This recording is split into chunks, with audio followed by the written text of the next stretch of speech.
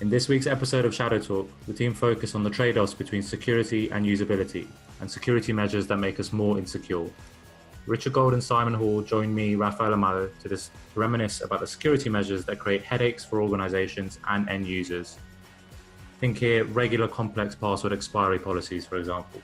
We'll also discuss why it's not easy to make security usable, whether we're damaging security with some of the measures and devices we implement in the name of good security, and what alternative, more effective system defenses we can recommend to organizations. All this to come on this week's Shadow Talk. Hello, listeners, and welcome to Shadow Talk. I'm your host, Rafael Amado, and joining me, we have podcast stalwarts Simon Hall, Senior Security Engineer here at Digital Shadows, and Dr. Richard Gold, Head of Security Engineering. Simon and Richard, welcome. How have your weeks been? Hey, Raf. Yeah, really good. Thanks. Yourself? Yeah, very good. Glad to be doing the Raf. podcast again. Hi, Richard. Now, today we're going to be discussing security and usability and everything that comes out of that as well. So this is a topic that Simon and Richard have both been keen to focus on in an episode of Shadow Talks. I'm glad we finally get the opportunity to do so.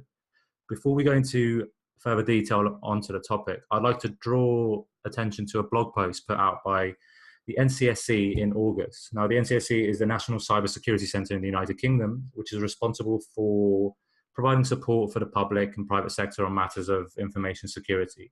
Now, this particular article is called Security and Usability. You can have it all. And I'd recommend it as a good entry point along with this podcast for the discussions around security and usability, which we'll be discussing here. I'll provide a link for this in the description as well. Now, Richard and Simon, one sentence I quite liked from the NCSC guidance is the role of security should be to support and enable the business, and it should do this by managing its risks without blocking essential activities or slowing things down or making the cost of doing so business expensive. Now, let's take this as a starting point. Can either of you give me an explanation of what we mean by the term usable security? Well, I think the most important thing for me here is that complexity is the biggest enemy of security. This is from the Bruce Schneier paper from years ago talking about IPsec, but it still holds today. And I think that it spills over into this discussion about usability because complex systems, complex user interfaces, complex user experiences are very hard to use correctly. And we'll talk about that probably in more detail, but things like PGP, classic example, incredibly easy to hurt yourself with it because it's so complicated, it's so difficult to use. So that's where I think these things start, at least. Yeah, I mean, I would agree with that. And I think, there's an old saying, security isn't convenient and convenience isn't secure. I mean, while this holds true in a lot of cases, there is definitely a trade-off. And the problem is, I think most organizations, they all have different business requirements. So no, there won't be one guide out there what fits all. And that's always an issue. Yeah, and I think as well that there's good research that's been done, and I think the NCSC has talked about this amongst other places, that if you make your security controls so burdensome and so completely impossible to use easily or to use well, then people will just circumvent it.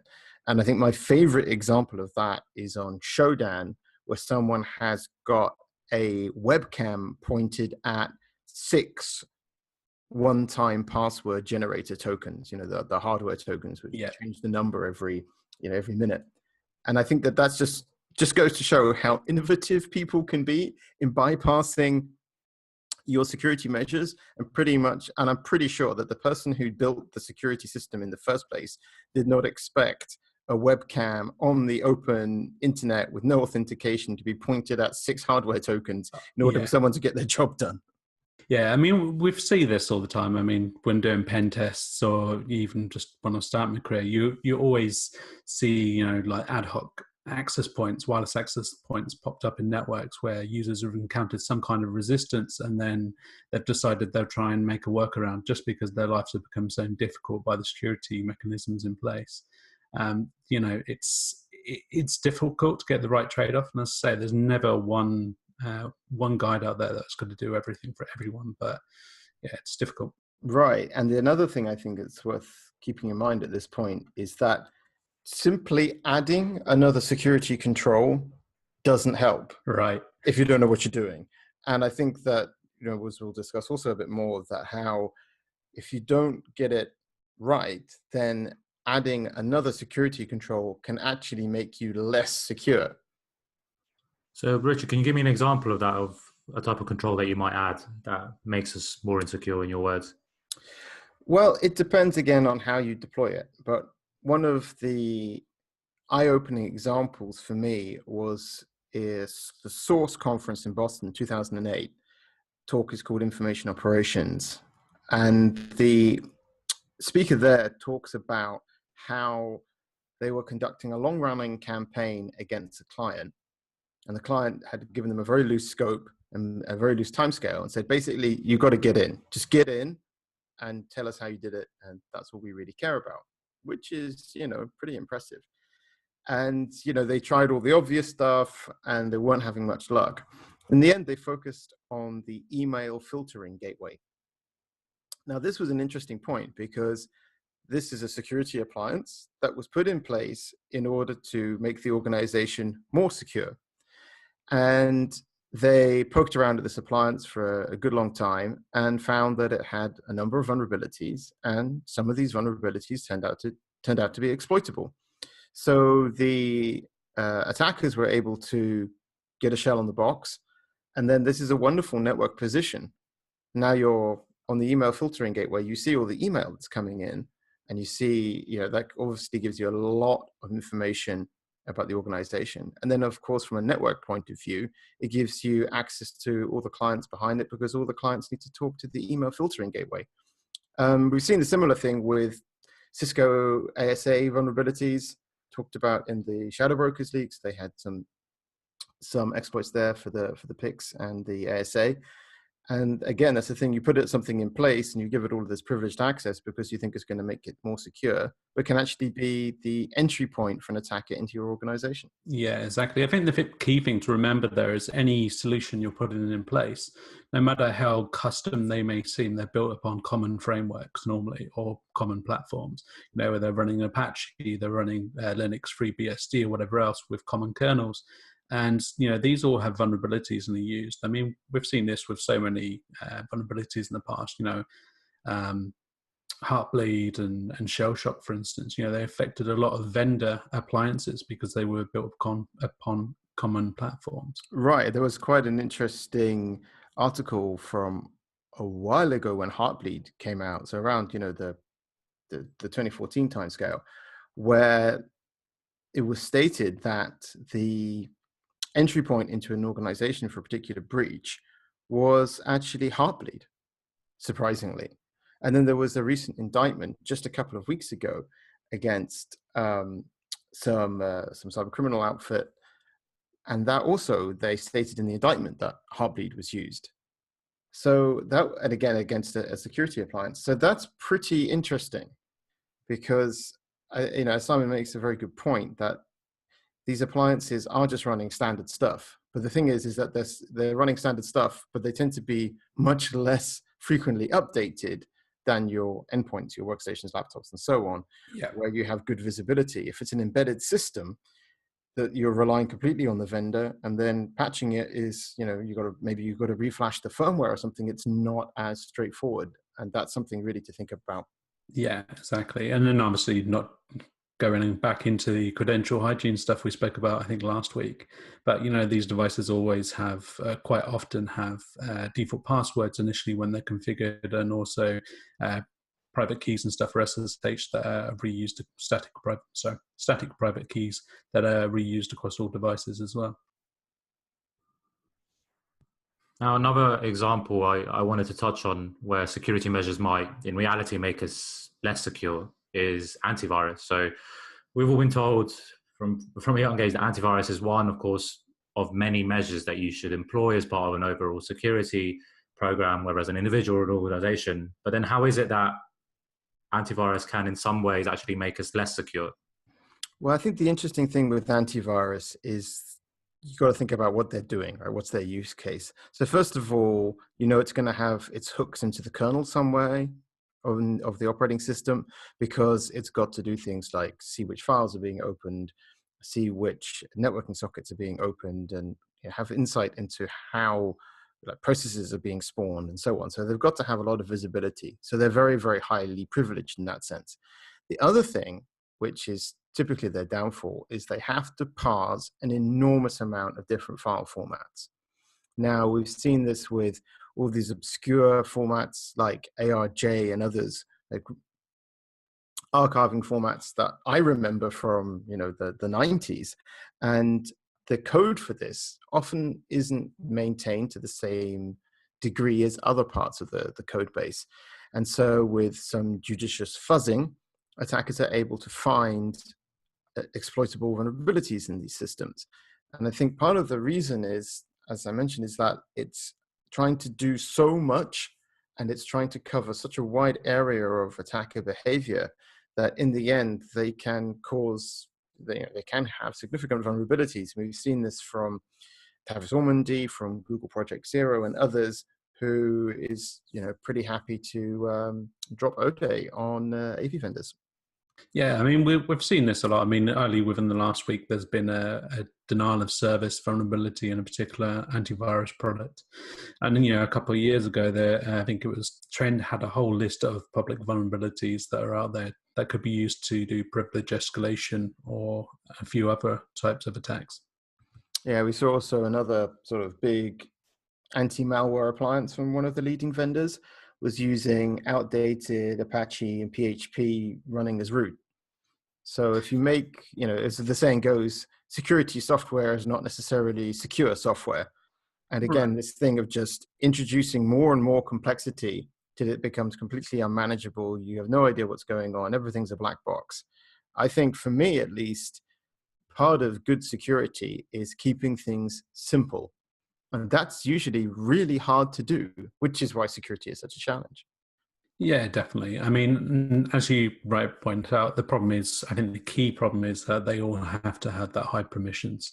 They've got a system, they've got a service level account, or just a high level user on the domain or on the system itself. And this causes issues. I mean, we've seen vulnerability assessment tool, agent-based vulnerability assessment tools in the past, where there's been local privilege escalation vulnerabilities, and then what's allowed someone to jump straight to the system. Right. And do you remember that Black Ice firewall had some terrible vulnerability that was from years ago? So, I mean, this stuff has been around for a long time. It's been a known issue for a long time. Yeah, definitely. So you keep mentioning simplicity here, and I want to bring this back to what we started discussing, which is the trade-off between security and usability.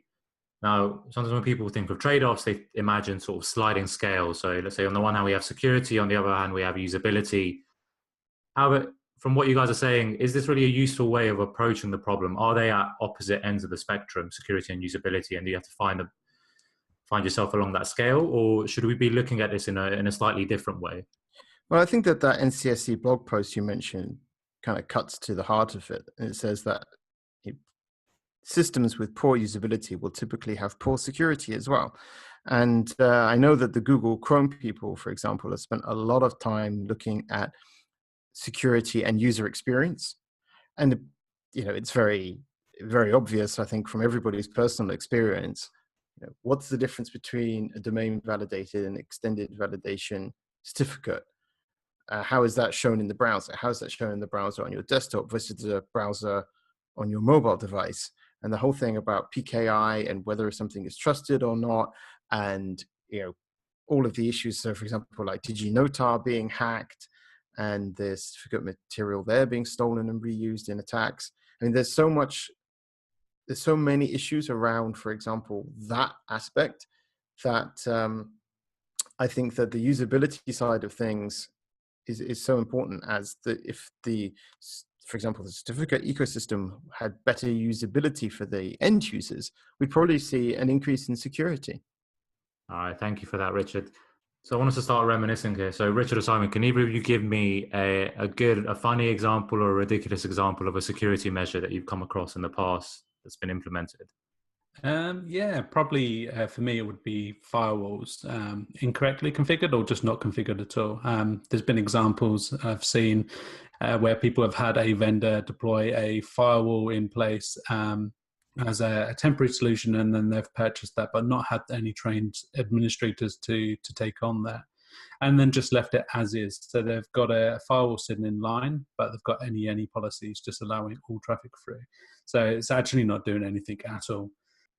That's absolutely amazing. And I think that that's, it really points to something else, which is also very dangerous, which is the illusion of security. And so many times we see things where people get breached or hacked or whatever, and they had a whole bunch of security technologies in place, but which were completely misconfigured. And of course, this anyone that Simon mentions is a fantastic example of that. And it's usually the case that people go, oh well, I had antivirus, so or why did I get breached? And of course, the AV was out of support, wasn't getting any updates, and it just didn't do anything. It just sat there, consuming resources. So it's not enough just to deploy a piece of technology and then hope for the best. You have to really be constantly validating if it's actually working correctly and if it's doing anything like what you expect it to be doing. Right, as they say, all the gear and no idea. Exactly. Simon's favorite saying there. All right, now, so we've spent a lot of time talking about things that don't work or poor practices, poor security practice, poor usability. Now let's look at the other side of that. Are there any alternatives? What are good examples or good tips for organizations, for individuals that they can start considering? For me, I think it's just trained administrators and staff in general. That people know what they're doing. And I think a lot of the problems come from these multi-vendor environments where they've purchased a product, as we've just said, and they have no idea how to use it. So without trained administrators and putting people through training courses, you're never going to get a good level of security. It's impossible for us to say, like, your organization should do this, and that's going to be applicable to everybody. That will never be the case. But I think having trained administrators who know your infrastructure and your assets, trained in those particular vendors you're deploying, is critical. I completely agree. And I think that you really touched on one of my favorite things, which is that part of getting to know the environment. As you said, Simon, it's a case-by-case basis, of course. We're not going to try and say that we know what's suitable for every organization, but some basic principles do apply and are universal. One of them is absolutely that you've got to get to know your environment. And so you need to know how it works, how it's doing what it's supposed to be doing, where the issues are, where the gaps are, where the flaws are. And also you need to know how people attack, how attackers attack. I think that many times people try to defend sort of almost in a vacuum.